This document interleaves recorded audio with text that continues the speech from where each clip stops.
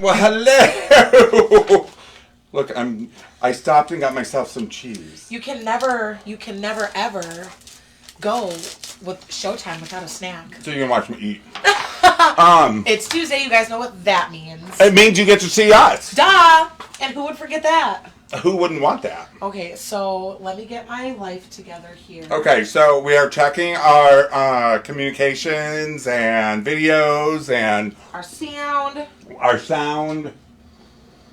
And it looks like we're a minute early. Are we a minute early? Mm-hmm. Great. So that means I have time to do this. Yes, well, apparently people are waiting until the very last minute. Oh, we got people.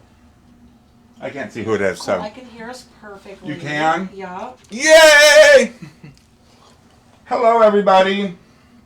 Sarah. Oh, 586 Organics joined. I wonder who that is. I wonder who that could be. Right? I know.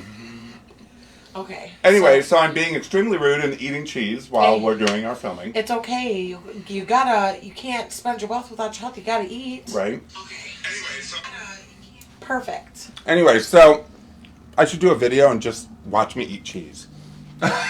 I'd probably get 1 million likes. Start a Patreon for that. Right? I know. It's like you guys pay $5 a month to watch me sample different kinds of cheese. I'd do that. I would too, honestly. Because I would go based on your reaction, not what you say. Because, Aldi's just started this new thing where you can buy, for like $25, you can buy a box of 32 different kinds of cheeses to sample. That's lunch. I was this close to doing it. That's lunch for me. I know, right? So anyways, welcome everybody. We're starting to get a little pile on here. Look at this beautiful lamp, guys. Do you have it on, what do you have? What does that say over there on IG? I'm sorry. What cheese you munching on? Colby cheese sticks. That's my favorite kind of cheese is Colby. Colby cheese sticks, I love it. Sometimes you just have to have a piece of cheese. Of course. It will satisfy any hunger. But we're not here to talk about cheese. Even though apparently people are interested. I was going to say, yeah. A cheese show, it must. Don't feel that bad. You always, once a week, you watch me eat an entire loaf of Jimmy John's bread. That's all right. I ate one with you once. Oh, your mom's on. Hi, Mom. Hi. So, let me tell you a little story first. What are you looking at? I'm just giggling at our viewers. Why, thank you. Amazing cheese toys. So, 20 minutes. My mom knows. 20 minutes before we went on, I'm reaching for this lamp because we're talking lighting today. Vintage lighting. And I have the lamp. I'll show you which one. I'm reaching for this lamp. Grab it up. Crash. All of a sudden, a piece falls off it, which I knew if I would have remembered. It hit me right in the lip. Busted you. Busted my lip open 20 minutes before we go on. It's okay. You can't tell. Oh, good. But I'm going to tell you, I'm the biggest klutz in the world. It runs through the family. My mom's like, are you okay? I said, yeah, I'm just a klutz. She goes, it runs through the family. Literally. Mm-hmm. Oh, gosh. It sucks, but cheese is good. Yeah, no, cheese is amazing. So, in the world of mid-century, yes. Let me start with this. In the world of mid-century, people seem to over-collect lamps, tables, and chairs. Okay. Okay? Because lamps are cool. And we're talking mid-century lighting, or not mid-century lighting, vintage lighting, antique lighting, all types of lighting. Because we all need to see. Right. And, talking about lighting in all its glory. You're hilarious. I love all the light puns that... In all its glory, right? Because we're going to light up our lives. How's the lamp? Steve, you're a Are you joke. kidding me? He just asked, how's the lamp, LOL. Uh-huh. So those of you who don't know, Steve is my husband and he cares more about the lamp than my lip. So it's hilarious. No, I'm kidding. David asked if you're okay. Oh, I'm fine. Tomorrow I might have my lap. And you know what's funny? It's Thursday. Well, Friday. Hopefully it doesn't get too bad. Because Friday I'm speaking in front of, so far, 270 law enforcement officers and, because I'm doing a speaking engagement. Right. And so hopefully my lip's real big. Because then they'll be like, what happened? What happened? Who did that to you? You're hilarious. But, anyways, fun times, right? So what did you do this weekend? So I had a really cool event for 586 Organics, and then Sunday. Oh yeah, you were out in set up in Utica. Yep, I sure was. It was great. Then Father's Day was Sunday. You did good, I hope. Oh yes, I did. I did. Okay, great. good. Thank you so much. So she does pop up. So you know what? Keep an eye out because Follow 586 Organics because then you'll see where she's at, and her product is fantastic. And you guys actually have a code to use. Is it cool if I shout it out? Yeah, be my guest. If you guys use Time Warp's code, I did not know this. Yes. Oh, maybe I did. If you use code TWL15, that gives you 15% off of everything, including shipping. And if you're here in town, you can always pick it up here. Yep, just make sure you press pick up because it's free, and then just put the location down in the notes. Yep. It's not held here. She doesn't do it here, so she would need to know that Bring you're picking it up here. Yep. And then, of course, you saw me on Monday on Caffeinated Conversations along with Brooke. So keep an eye out for that. We always have to plug that show because she always plugs our show. Of course. So it's, it's important. And we're not wearing buttons. I'm a slacker. Go grab one. I was going to say, just imagine. So we got buttons, you guys. You guys have to come in and check out the buttons. Steve, Jasmine's going to go get one and of each kind because we have a Time Warp Live, TWL button, as well as Time Warp, the store, which are really cool. Do you want to show them up close? Of course. So if you guys love Tuesdays just as much as we do, you guys can snag one of our super cool TWL pins.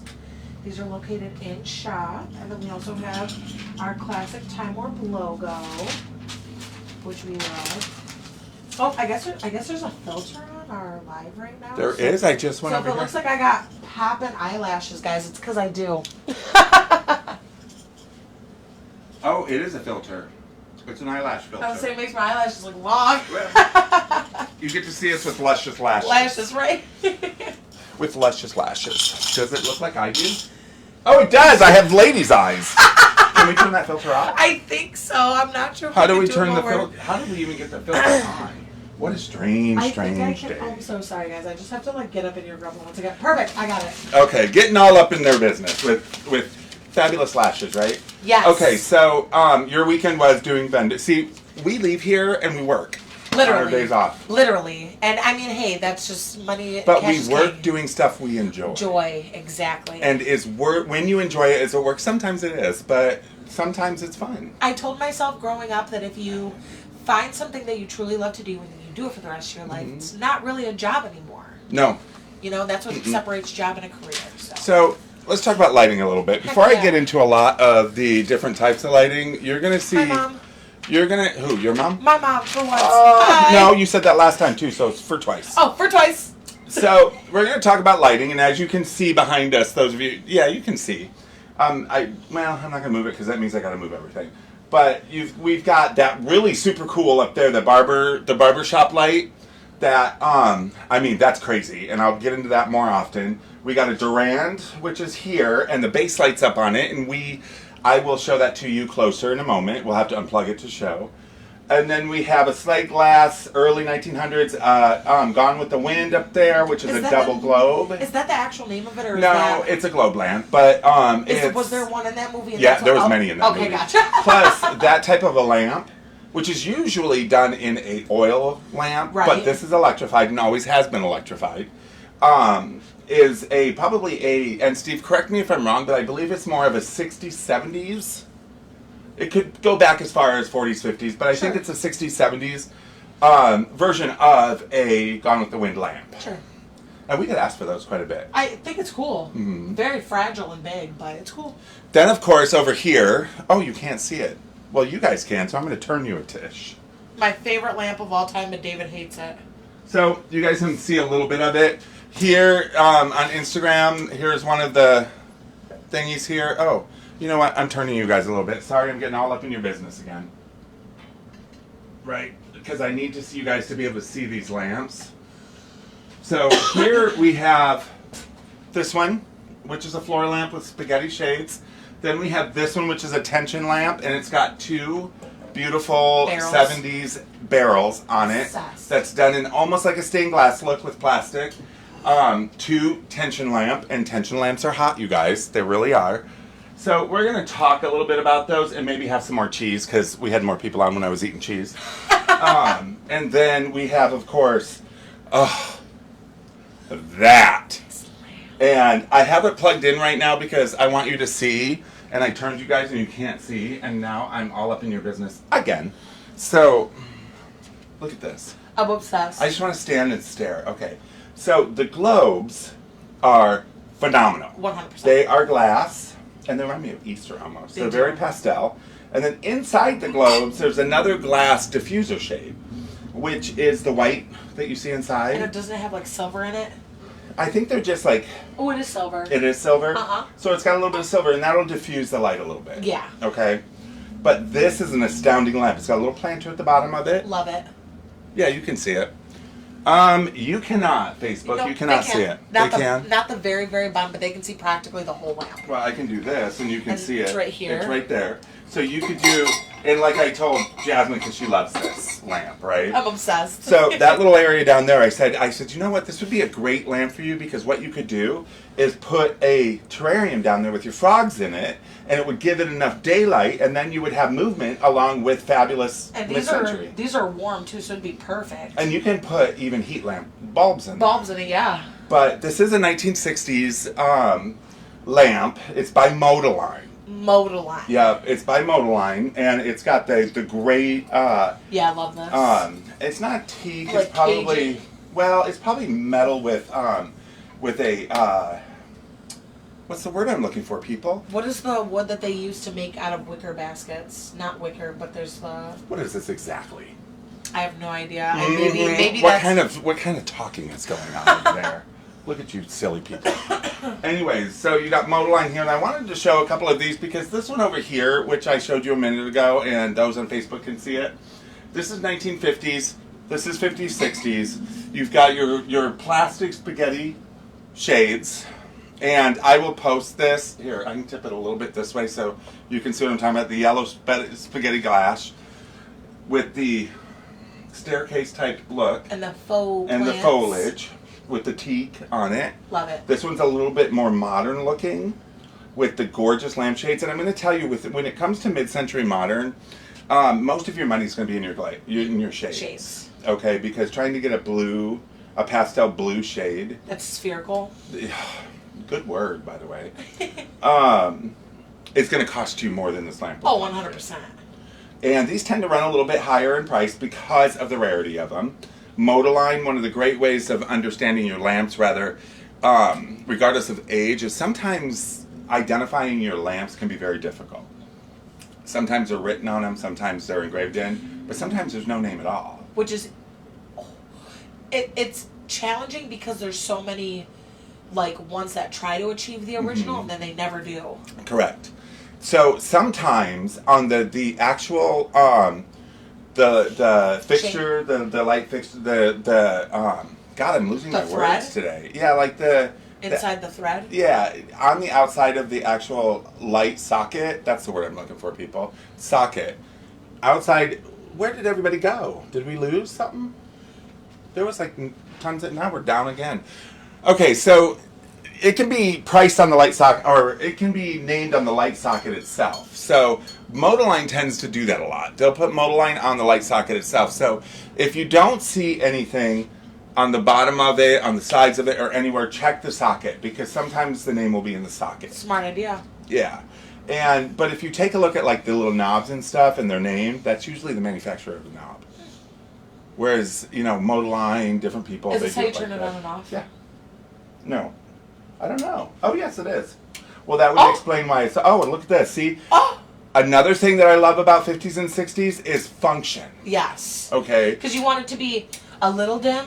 Yep. A lot of dim. Yep. Full bright. So if you're just mood lighting and you're sitting around watching TV back in the 50s, 60s, because that was the thing to do, you would do maybe one or two, right? Yes. If you were playing cards or reading, you would need them all. All, yeah. Twist it again. I love that. Keep on twisting, people.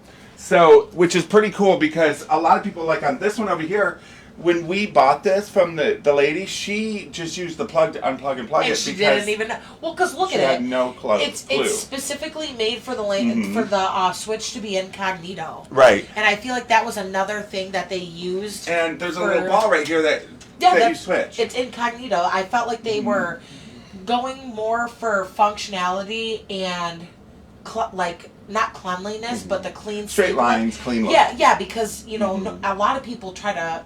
We put covers over our switches to make it look more look better. Yeah. So I feel like that's just another thing. We had this one lamp, and I don't have it here now. It's a mid-century lamp. It was a post, right? Aw. What's wrong? We got a new viewer on Instagram, which is really cool because she lives in this area. And I met her at the event on Saturday. Oh, awesome. And I told her about here, and I sent her the invite. Now she's watching. Yay! So we have this one lamp, right? This mid-century lamp, and we sold it. Oh, no. What? We've got some viewers. Well, we closed it. We got people outside watching. So we had to block this door right here because otherwise you would not even see if we had a light on. It's so bright outside. And about 353 watches. Wah, wah, wah. I don't know what's going on with that. We were up to 10. Maybe they don't, you guys don't like lamps? Is that what it is? I know you ain't outside here because it's 110 degrees. And I know those of you in Las Vegas, like my mom, was like, oh, please, that's nothing. It's hot. But the difference is, it's like stepping into a dryer full of wet clothing. And I said that to David earlier. It's exactly what it is. It's horrible. When you step outside at 110 degrees in Las Vegas, it's hot. Yeah. But you can make it to the car or even down to the store without being drenched in sweat. Feels like we're in an air fryer. You step outside and you immediately want to take another shower. Immediately. So I wrote down a bunch of different types of lamps that come from different types Tell us of everything. places. Okay, sick. So the lamp was invented at least as early as 70. Teak what? I think you're talking about this. Oh, I don't know if that's teak. It might be teak. Yeah, it might be teak. I thought it was like bent,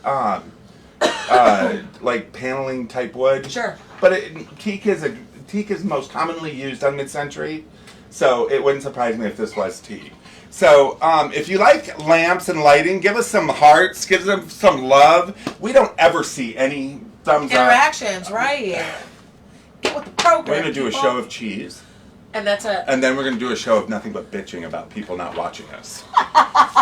So this is what you came for? You guys came for the cheese? So we cannot swear or be dirty and for at least a half an hour. Yep. So tell us what you know. Alrighty, so the lamp was invented at least as early as 70,000 BCE. Originally, it consisted of a hollowed-out rock filled with moss. Here, come on over here so I can grab stuff and show you. Okay, sick. So it was a hollowed-out rock filled with moss or some type of absorbent material that was then soaked with animal fat and then ignited, aka the wick. So, in the Mediterranean area, as well as the Middle East, the earliest lamp had a shell shape. Originally, actual shells were used with sections cut out to provide space for the lighting area and to also let heat escape. How long ago? That was in 70,000 BCE. So this one is from 70,000 BCE. So this one is from 70,000 BCE, right? The OG gangsta. Right? Isn't he fabulous? Love him. He's actually not from 70,000 BC. But I love him. But I love him. I like that. Then they were later replaced with pottery, alabaster, or metal lamps shaped to resemble their natural prototypes. Another basic earlier type of lamp found in ancient Egypt and China was the saucer lamp. Saucer lamp? Yep, and that was made out of pottery or bronze, which was then provided with a spike in the center of the declivity, which I'm assuming is probably that cavity there, and then to support the wick, which was then used to control the rate of burning. For your head? Yeah, with like a spike in the middle for the wick. Oh. And then another version had a wick channel, which allowed the burning surface of the wick to hang over the edge, and the latter type became very common in Africa and spread all the way to East Asia as well. So essentially all the facts that I have today are just about different styles of lamps and exactly how they were shaped and what they were made out of. So then following with that, ancient Greece was personally one of my favorites. They didn't have any lamps appear until the 17th century BCE, and those were then, lamps were then used to replace torches and braziers. So tell us about your first lamp. So the first lamp, again, was the hollowed out rock with moss in it. So it was on episode 3 of the Flintstones. Yes. And it was, they have little tiny hollowed out rocks on their wall. Oh, I know. And that's what they use. They had probably the glowing, like glowworms No, or something in them. Pretty much. I love that. And then my favorite part about this entire thing is that the word lamp is actually derived from the Greek lampos, meaning torch. I did not know that, but that makes sense. Yep, which I really like that fact. And then the pottery version of the Greek lamp was then shaped as a hollow cup with one or more sprouts or nozzles in which the wick was then burned through those holes. It had a circular hole in the top for filling and carrying. Such lamps were then covered in a heat-resistant red and black glaze, and a more expensive then one was made with bronze. The standard form had a handle with a ring for your finger so you didn't burn yourself, and a crescent shape for your thumb to latch onto. Hanging lamps were then also made with bronze and became really popular. And they were usually driven with some sort of burning fluid with an open flame. And I know you have a little bit more in depth exactly to what fluid was used. I don't really have that, so. There's different fluids that we use. What I have is a timeline of what types of lights came through. But I will get to that in a second. Where are all the comments? What the end of love? I'm just going to spend the day bitching. No, I'm kidding. So, before we get in that, let me talk about some types of lamps. Sure, yeah. Can you unplug the Durant and bring it over here? Are you afraid? No. I didn't think so. So we're going to unplug the Durant, and that's one of our creme de la cremes, okay? Because Durant, I'm going to tell you the history of Durant if I found my notebook somewhere. Oh, it's plugged in this whole time? That I set down. Well, the base of it is. The base of it lights up for mood lighting, for lovely mood lighting. And then can you play my Vanna and show? Absolutely. So let's talk about Durant glass, right? And a lot of people are, when they talk about lamps, they talk about Tiffany, and they love the Tiffany mosaic type lamps. Okay. Well, hi, Kat, Patricia. So you take a look at this. Here we have glass. This is by Durant, and you can tell by the green and the orange on here, mostly the green, that this is from the King Tut collection of Durant. Wow. It dates probably about around 1930. Okay. 1930s. And Durant is, a lot of people look at this, like, look at the gorgeousness of this lamp. Isn't it absolutely beautiful? It also has a fabric cord. Which I would highly suggest that you change out. Change that 100%. Because this 1930s had different electricity pull from their walls. Is this the on and off That's switch? the on and off switch for this. Is the base of it. It's separate. So the Durant, here, let me hold this for a minute. Like this. See, the Durant, look at that shape. I had to hold it like that because I had to brace it. So look at that shape and look at the color of the opaque, like it's an opaque glass, right? Yeah, and honestly, it's so transparent that I didn't even know that it was lit up. I didn't know that it was plugged in. Well, it's not right now, but this is absolutely beautiful, isn't it? So let's talk about why this lamp cost $1,000, shall we? Okay, if I put it down, you want me to still hold it? No, you go put it down. So we have very few things in here that cost that much, and you're going to understand in a minute, and it's still 20% off, right? Yep. But you're going to understand in a minute. So, Martin Bach Jr., who is the son of Martin Bach Sr., of course, Martin Bach Sr. worked for Tiffany Furnaces. Okay. And when I say Tiffany Furnaces, because all of us know the word Tiffany and know the word Tiffany Studios and such as that, the Tiffany Furnace Company is the one who created the glass. Right. Okay? And Martin Bach worked for the Tiffany Furnace Company way back in the day. So he leaves Tiffany Furnace Company. Okay. And he decides, I'm going to open my own glass company because he was one of the artists there. Sure. So he opens Quoizel.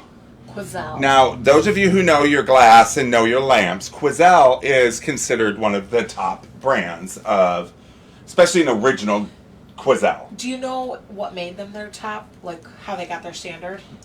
Because they use the same type of stuff as Tiffany. They come from Tiffany, so it's the same designers that created the Tiffany. Sure. The detail, the glass, the type of glass, the opaqueness, the iridescence that they add to the glass. There's a bunch of different reasons what makes Durant, Tiffany, Lotz, Quoizel all the top brands, right? Mm-hmm. So, what are you doing? Can you see them? Oh. Well, at least somebody within our own store is giving us hearts. No, I'm kidding. Trying to boost our algorithm a little bit. I know. So we have a Durant, and this is a Lotz right here. Okay, the glass. Now, when we talk about Durant, Lotz, Tiffany, Quoizel, all those companies, we're talking about the glass shades. We're talking about the glass that's on the lamps. Sure. Now, Tiffany did make bases. So if you come across a Tiffany globe and it's not on a Tiffany base, then it's a married piece because Tiffany usually made the bases to go with the globes. So was the base That whole thing is low. That whole thing is Durand because of the they did the whole thing. But now I'm noticing that this lampshade is like the same paint job as that one. It's the iridescence. But it's two different companies. I was gonna say, but the people came from the same originality. So that, and I know I asked this earlier, but that wasn't illegal at the time. No, it's not illegal today. No, what I mean is to like no brand beat them out first to. Look who's watching. Does that lamp come with a coveted Tiffany box? Oh. So I'm going to tell you one of the things, and that's a good question actually, because everybody looks for the coveted Tiffany box, right? The lamps, the only thing that came in boxes, this would have come in a crate that said Tiffany on it. And fragile. Yep, fragile. It would have been handcrafted and delivered to you by then. So the Tiffany boxes would have been for the smaller, what? Steve said no, but I can wrap some bluish tissue paper around it. We might have a vintage Tiffany box we can put the finial in. Right, literally. So mostly the boxes were used for jewelry, for personal gifts, or stuff like that, whereas the lamps would be either handcrafted for that person or it would be sent in a crate or something to that effect. I remember when Tiffany a couple years ago got some backlash because they dropped some jewelry that was literally a single paper clip, and the paper clip was $1,200. Yeah. Because when you deal with, when you buy something from Tiffany, from from Tiffany, from Gucci, from Durant, if you bought it directly from Durant, if you bought it directly from Lotte, so you were around back then, you're paying for the name too. Right, of course. You can add a couple zeros to the name. Right. Because the name means quality, right? Yep. So let's continue on. So you've got Lotte, you've got Quoizel, you've got Durand, and you've got Tiffany. Top names, right? Now, none of these lamps in here are Tiffany. Okay, because if we came across a Tiffany lamp, I would probably have it at home. So we've got a Durant, which is next best, and we've got, well, depending on what you like, it could be the best. Right. Then we've got a Lotte shade here. The base is not Lotte's. The base is a, type it in, Steve, because I can't remember what you said. Are shades universal? No, not always. Sometimes, but not always. It depends on what you want to put the shade on. Sure. Tiffany, no. No, right. Tiffany is, but you could probably put it on something else, but it was meant to go with the base Tiffany, that it had. So Quoizel went out of business, right? So the father died, the Martin Bach died, and Martin Bach Jr. took over Quoizel. Okay. Well, there were financial issues, so Quoizel didn't last long. Wow. Okay. So off Martin Bach Jr. went, he moved to New Jersey, and he decided, you know what, I still have art in me, so I'm going to open something else. I'm going to make glass, I'm going to make lamps. So that became in, I thought I wrote it down. What Bradley year? and Hubbard, Steve. Bradley and Hubbard is the base. The base is Bradley and Hubbard. The globe is Lotte's. Nice. Okay, so I just saw it when I looked too. All right, so he moved to New Jersey, and in the late 20s, he opened Durand. But what was so cool about his time with Durand is because he had all these loyal and very talented glass makers. Do we have more people looking? I'm just being nosy. Talented glass people at Quoizel. He went back to his hometown and asked the people who worked with him at Quoizel to come to Durand and help him. He had to do some smoozing to get them to come to New Jersey. Smart idea. I'm just watching to make sure. Okay. To come to New Jersey. Too bad you did. You missed quite a bit of Yes, but you know what? To your defense, if I hadn't have charged both her devices, she would be in the same thing. And when I told him that my iPad was dead, he said, I knew it. I'm playing with you. So they came over. He was persuasive. They came over. He grabbed somebody from Lotte's. He grabbed somebody from Tiffany. Okay. So they created the Durand. So, and then later on, people left and recreated Quoizel, right? Because you can buy some Quoizel today. Do you mean like a legitimate company, or do you mean people just made their own repops? No, there was another company. Okay, they created another company called Quoizel. So these, and it's so funny. A Quoizel company still sells higher end Tiffany styled reproductions. Yep. That's just what Steve said. No, because they created the TWL company again and started making reproductions for, and probably some non-reproduction, but mostly reproduction Tiffany and stuff like that. But the original TWL would have been back when Martin Bach Jr. took it over. I'm surprised that, again, and I keep going back to this, that like the laws were so lenient then, because like if you went to another person, there were very little back in the late 1800s to 1940s. There were very little business laws. Well, because like I'm going to use like here for example, corporate laws. Like I'll use here for example, like if I were to go with Steve out onto his buys, I would expect that I wouldn't be able to go to another company for X amount of time and do what I did with Steve. Well, due to like just like personal conflict of interest, you know what I'm saying? That's an NDA. Yes, right. Or a non-work clause, meaning that you can't work within X amount of miles. So that's why none of that stuff is held up in court even today. Dang. So you can have it done. Because I wonder if some people went from that company back to TWL. Oh, it could have. And gave. But you got to realize we're talking in the early 1900s. No, yeah. I'd be surprised if they had any patents for anything. I'll be surprised if they had anything. No, for sure. Right and left. So these were considered the high-end fancy shops. They actually called them fancy shops, and they were considered high-end then. So today, when you deal with a Durant, especially from the King Tut collection, that is why that lamp is so expensive. Sure. You know, you go online and you can find people trying to sell that lamp, including companies, for $1,500, $2,000. You know, we've seen it as high as $4,000, and you know we have it for $950, and then 20% off because we believe that something is only as worth what somebody will pay for it. Sure, absolutely. Do you know what I mean? Absolutely. And we do not live in Manhattan or San Francisco. Well, I shouldn't say that because I don't know if they have any money anymore in San Francisco, right? But so. When you walk into a place and you see a Tiffany lamp, even in a vintage antique store, you see a Tiffany lamp, you see a Durant, you see a Lotz, and the heart shape does come with something, but I didn't do good research and tell you what it is. But I'll do a little story and post it on the social. Sure, yeah. Right? So, and you look at the price tag and you're like, what? This is used, this is old. That's why. Yes, and yes, it is used and it's old, but sometimes age does mean more money because this lasted for so long. And the shade is still in perfect condition. That lasted for so long, and the base lights up. Finding a cool shade for it might be difficult, but hey, the base alone is worth a ton.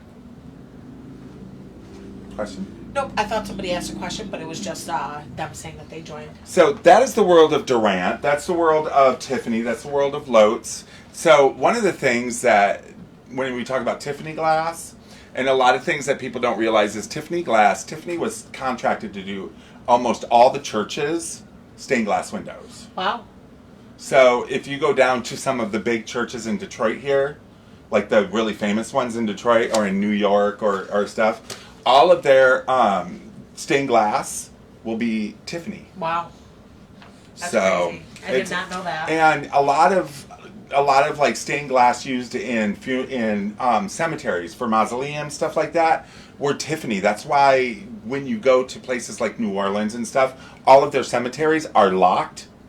A lot of people, grave robbers. Yes, grave robbers. But also because that whole entire door is Tiffany. Right? Do you know what I mean? And in this day and age, you can't even leave something, you can't even get something delivered on your porch. No, yeah, in this economy, absolutely not. So it's craziness. So that is why when you walk into a vintage or an antique store and you see something and it has $1,000 price tag on it, not everything that's used is cheap. Right.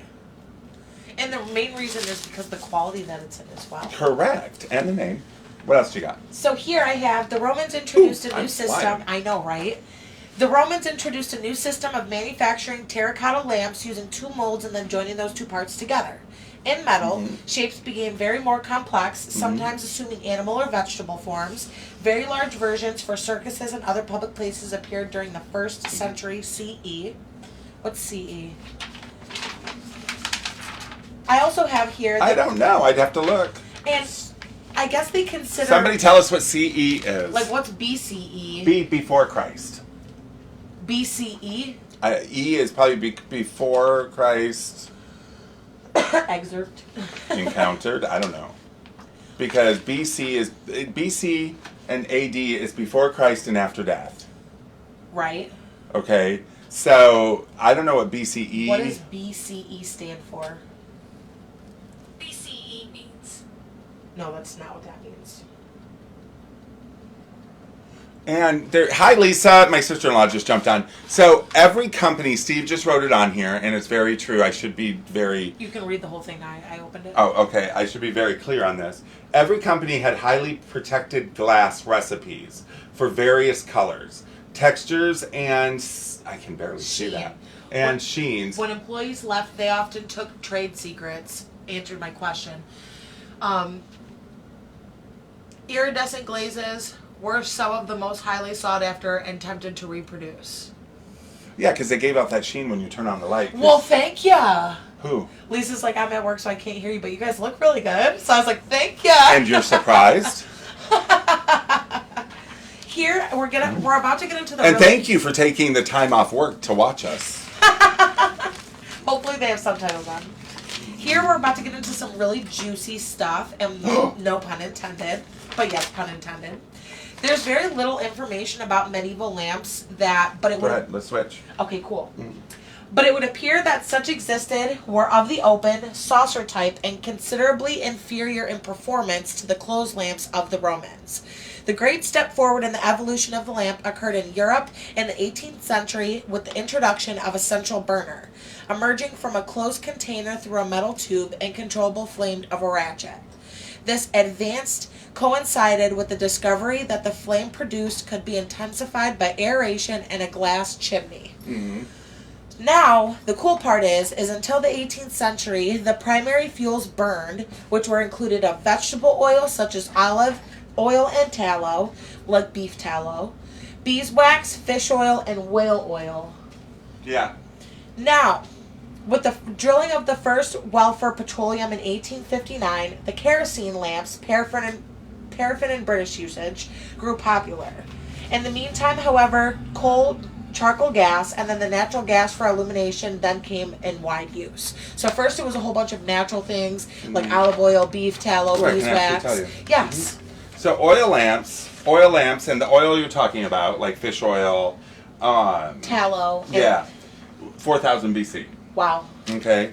Then we have candles were created in 3000 Which BC. is like animal fat. Yep. And then then we jump to 1700. But go on before I... Are you sure? Well, yeah, because you're still talking about ancient, right? Okay, yep, and you said what is that year? 1792. Okay, yep, perfect. Okay. Coal gas had been used as a lamp fuel as early as 1784, and a thermal lamp using gas distilled from wood was patented in 1799. Although coal gas was denounced as unsafe, it won increasing favor for its street lighting. By the early of the 19th century, most cities in the United States and also Europe had gas-lighted streets, increasing numbers of homes converted to new fuel. Yeah, so gas lighting came about in 1792, like you said, in the 1700s, and then arc lighting. So what's arc lighting? That is when you put two batteries together and it causes the arc to go over. Which, ironically, I found out, I don't know if it's irony or not, but which I found out that when they created lasers, which was in 1960s, they looked at the arc lighting. Because if it can shoot from one battery to another to create the light, then they should be able to shoot straight ahead. Yeah, I thought that was a cool did you know. No, it was for sure. Right? The early gas lamps made use of a simple burner in which the yellow light of the flame itself was the source of the illumination. But during the 1820s, a new form of burner... we're back, okay. Why'd we pause? I have no idea, probably just crappy connection. But during the 1820s, a new form of burner was introduced in which a controlled amount of air was admitted to a gas current. BCE is before common era. Oh, okay, makes Thanks, sense. Patricia. Also, real quick, Tammy writes, Tammy, I don't know if that's down here or not, but Tammy, if you can tell us what area you're in, if you're down here, I can be more than that way people will know. My eyesight must be getting bad. How do you say that? FYI, Darone's Hardware will rewire lamps if you purchase the materials at their store. Yeah, well, that's which cool. is good because they're not hard to rewire yourself if you purchase them. Yeah, but it could be dangerous. But as long as you don't plug it in while you're doing it. But yeah, so if Darone's Hardware store will rewire lamps if you purchase the materials there, I can pretty much guarantee you that most lamp stores will rewire them for you if you purchase the material there too. But check them out. Sorry, go ahead. No, it's okay. Producing a high temperature and non-luminous flame that was heat refractive, non-combustible material to a very high temperature, and thus became the source of light. The higher the temperature of the material, the whiter the color of the light, and the greater the output. By 1880s, a woven network of cotton-threaded, impregnated with thorium and centrum salts was the highlighted emitting materials and gas lamps. My mom said that too about BC being before Christ and then BCE before Common Era. I guess it depends on how you look at it. Sure, okay. Do you know what I mean? So now we left all of the original lamps, and now it's time we move into electrical lamps. Do you have that on there? What year? Yeah, actually we went from in the 1800s, 53 and 67 you have kerosene and fluorescent. And so fluorescent are those lights you walk into and you're like, God, what happened to me? Right? Because everything's so bright. And then incandescent lighting came in 1867, which is more of a natural, or 1874, which is more of a natural. Electric light was discovered, and this is where a lot of confusion is. Who do you think invented electricity? A lot of people would say it's Thomas Edison. He did not invent electricity. Right, just the light bulb. He invented the light bulb, and it was him along with a few other people who made it possible for it to be spread out to everybody. Okay, and so in 1879 electricity was discovered. What do you have? I'm reading ahead to make sure it's you know how we always do our research separately? Well, we're now coming together, and I love this because I'm filling in the blanks that he doesn't have. Okay, and then you've got in 1910 neon was created, and then in 1960 the laser, and then 86 OLED, OLED, and then in 1969 LED. Sick. But that was when it was invented, not distributed. David, I want to know if you can answer a question. On here, Jason has the timeline of OLED coming out first and then LED coming out, which is weird because I always thought OLED was more powerful than LED. I thought that it may have been, and they reduced the power of it to put it out. I was going to say, because the only reason why I'm asking is because, like, I have an original Nintendo Switch which is just LED, but the new one that's coming out is OLED. Wow, it got really bright right there. Because the sun's right here. Yeah. So something can be invented first, but be so good or just not crafted better, and then be brought out and better. Because you've got, so let's use this terminology, you guys. Those of you who are around, you've got the Betamax videotape. Okay. Right? So everybody bought Beta because Beta was the new technology. It was a better technology. It was this, it was that. And then VHS came out. And VHS, everybody was talking about how, VHS, no, you need to have a Beta. No, you need to have a VHS. No, you need to, it was a big Beta VHS war. Well, what do we have today? Everything is streaming. No. What do you know? A Beta or a VHS? A VHS. Right, so VHS won. Beta came out first. Beta was supposed to be better. Is that like VHS before VHS? It's just a competitive. Okay, gotcha. A competitive one. Beta is a better playing system. Sure. It's a better recording. Oh my goodness! VHS because VHS is the brand. No, VHS is video cassette recorder. They're two different things. Okay, gotcha. Yeah, it's not like tissue and Kleenex. Okay, gotcha. I can see how you would think that. Because I just remember seeing VHS on the little lip that. Yeah, but it would hold a VHF tape. A Yes. Beta tape is different shaped. Gotcha. So even though something is better and comes out first, it doesn't necessarily mean it's what's going to become widely used. Like, you guys remember the handheld PSPs? If those were to come out now, I feel like that it would be so ahead of its time. You remember PSPs? Oh, yeah. Handheld PlayStations? So cool. So, I worked in the industry when they came out. Oh, yes, that's right. So, just because OLED came out first, LED became more popular. Sure. And now they're realizing, okay, and they could do that with beta down the road. They're realizing OLED maybe had better things for this machine. Okay. Does that make sense? Of course. Okay. Like the shell is not capable of holding the inserts. Right. Okay. So, we left off at electric lamps. Mm-hmm. Modern lamps and lighting began with the invention of the incandescent electric lamp in about 1870. Yep. An incandescent lamp is which one of the filament gives off light, which then heated to an incandescent by an electrical current. Mm-hmm. The incandescent lamp was not the first lamp to use electricity. However, lighting devices employing an electric arc struck between two electrodes of carbon had then been developed in the earliest 19th century. These arc lamps, as they were called, were reliable but cumbersome devices that were best used for street lights. In 1876, Pavel Yokubov... Has nothing to do with what she's saying, I'm just showing. It's a really cool lamp. Isn't it? I like the on and off switch. Ooh, I like that. That's really nice. Isn't it? Pavel Yokubov, a Russian electrical engineer, introduced the Yokubov candle. This was an arc lamp of parallel carbon rods separated by porcelain clay. Crazy. Would make it hot and shatter.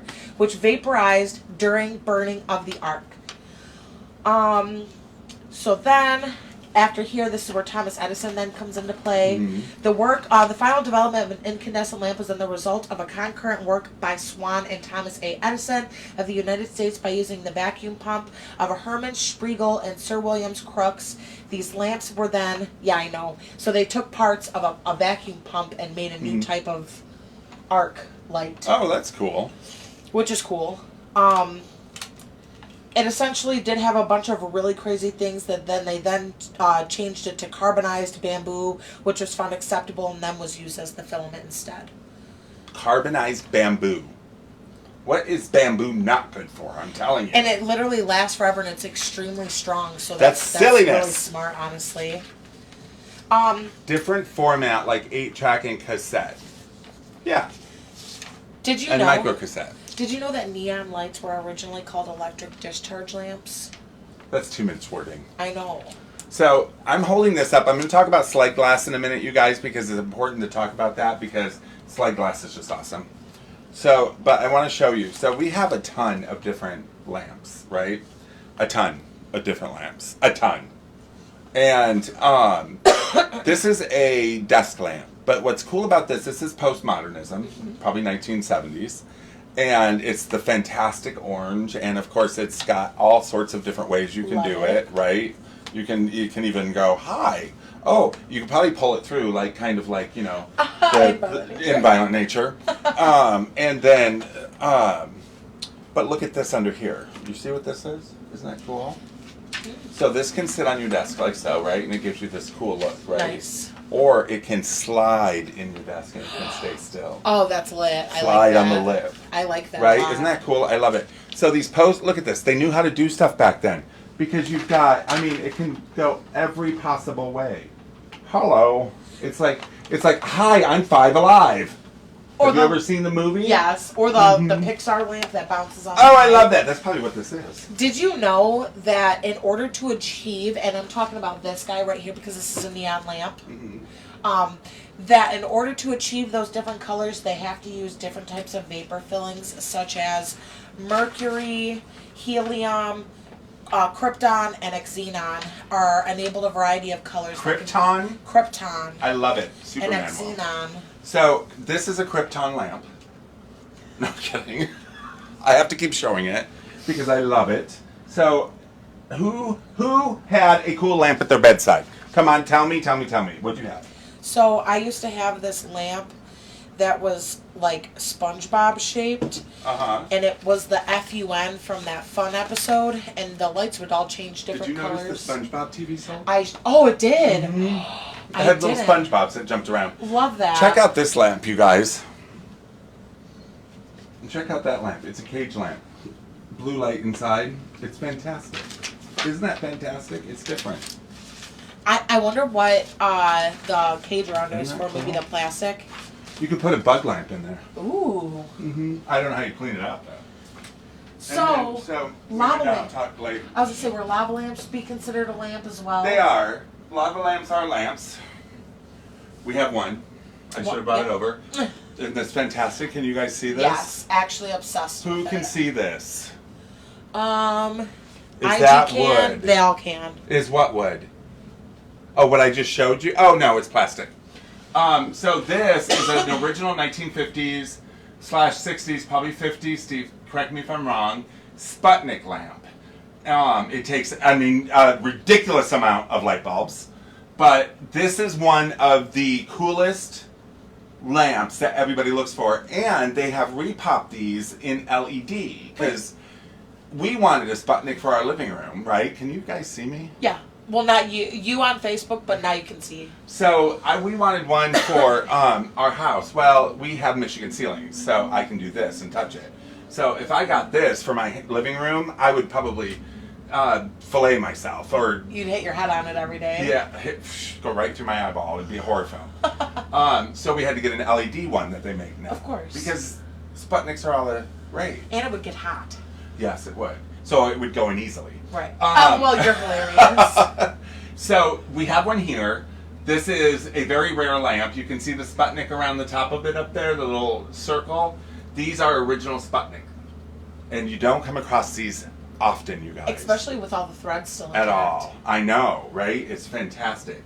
But I want to talk about slide glass. Okay. Because this lamp here that you guys, I put it on the can we go around and unplug it so that we can show it? I wanted to show the blue on it. Let me go around, let me turn that off. Let me tape this up. And it's got, so. Oop. Oop. I'm gonna give it to you, because I'm gonna grab, it's heavy, so be careful. Okay. And then I'm gonna grab this one. Good thing I worked out shoulders today. All right, the blue that is in, can you hold that close up? Yep, I'm just trying to make sure this doesn't fall on my foot. Yeah. So this is the glass that's inside this. This is 1930s. This is a desk lamp. The blue glass that you see inside here is a slag glass, okay? Then I am holding here the green slag glass, and this glows for those of you who absolutely love uranium glass. This glows like crazy, and I'll go get a black light and show you in a minute. Ooh. But these are slag glass. Slag glass is it's a pressed together leftover glass, right? So I'm going to tell you here. Let me set this over here. Yeah, this blue one is nice. What? I said, yeah, this blue one is nice. David said he likes the blue. That blue one is fantastic, isn't Yeah, it? it is. And for those of you who don't know what uranium is, and if you don't, you haven't watched very many times. I know, Steve. I don't want it to fall on my What? toe. He said to hold these. Nice. Look. Oh, I turned it on. Look at how it glows. Yeah, For those of you who like uranium glass, this really yeah.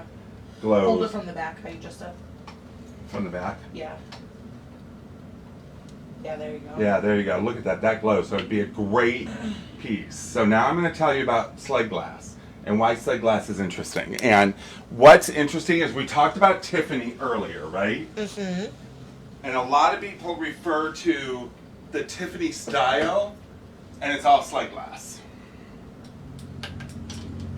So if you see those lamps that have the mosaic, like the stained glass shades and stuff, you see them with like the dragonflies in them and stuff, and they're running anywhere from $100 or $50 up to like $400 or $500.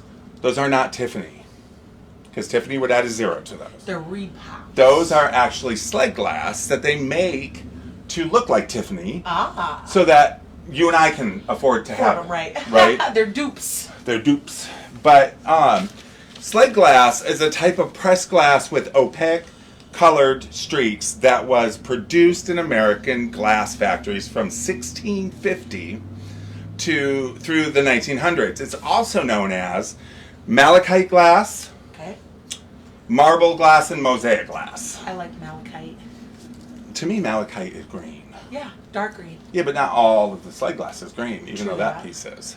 Maybe it's just like the pattern that goes through it. So the term slag comes from the steel industry, and what it is the unusable residue after smelting iron ore.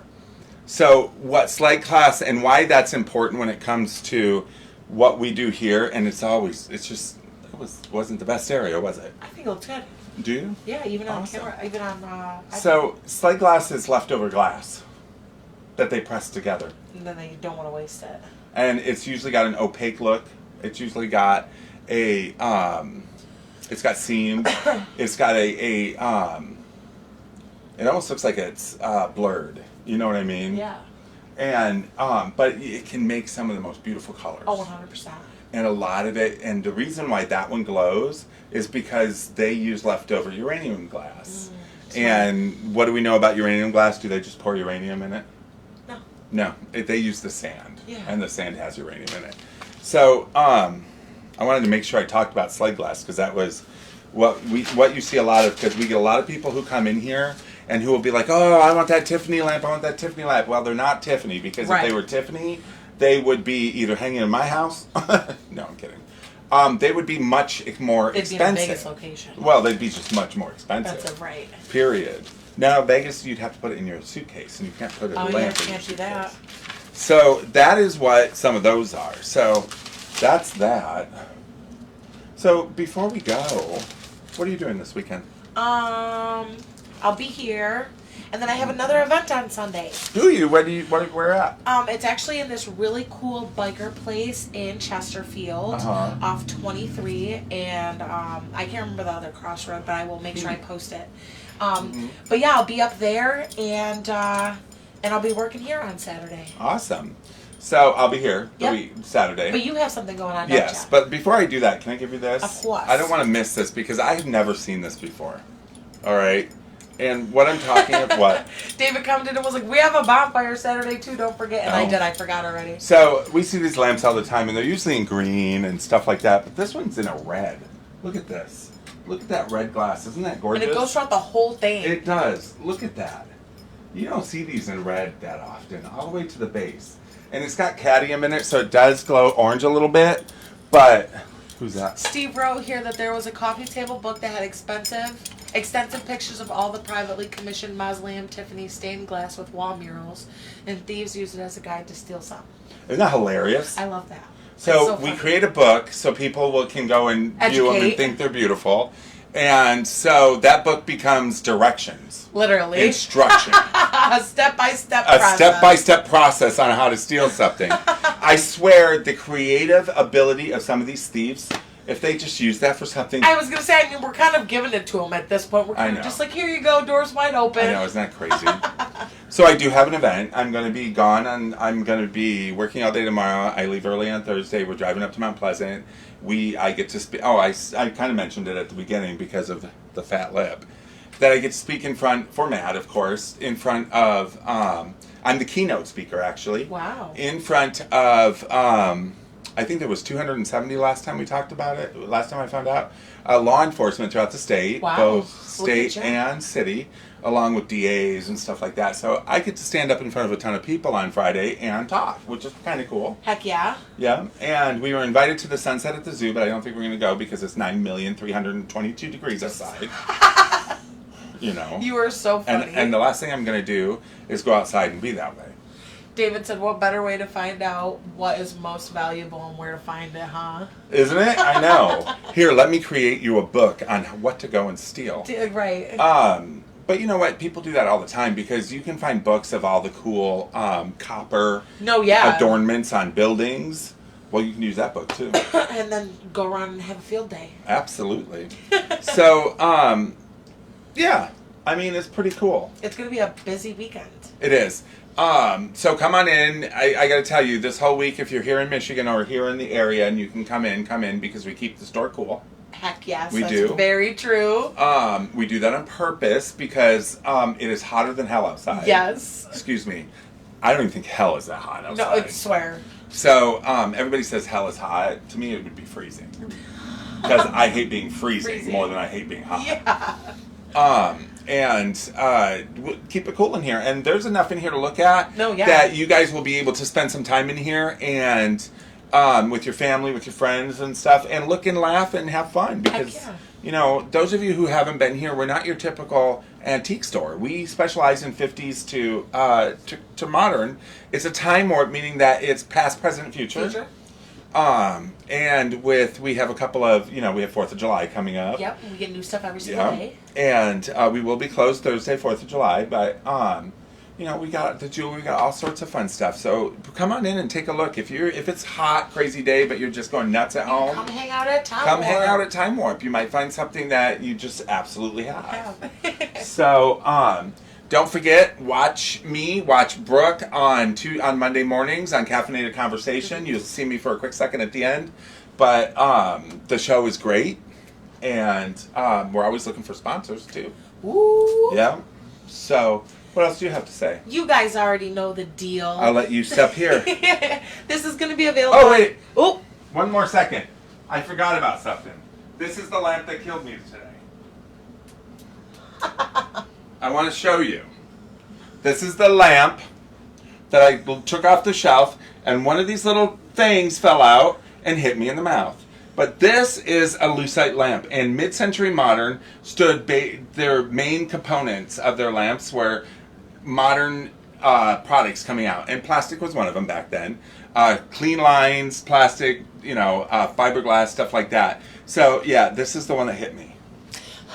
He's like, I just had to show the culprit. But you guys already know that this is going to be on YouTube tomorrow. This is going to be available to be viewed and again and again and again as soon as we end here. And we're always looking for topics. So if you guys want to hear something specific, make sure you let us know and we'll probably cover it. And this crazy new pig that Jason found. Look at this. Look at this face. It's got divine eyebrows. Hold that closer so they can see. I love it. And until next time, everybody, say goodbye to the very surprised pig. I know, right? The very surprised pig. We're getting more people. We should stay on all night long. Bye, guys. Bye, you guys.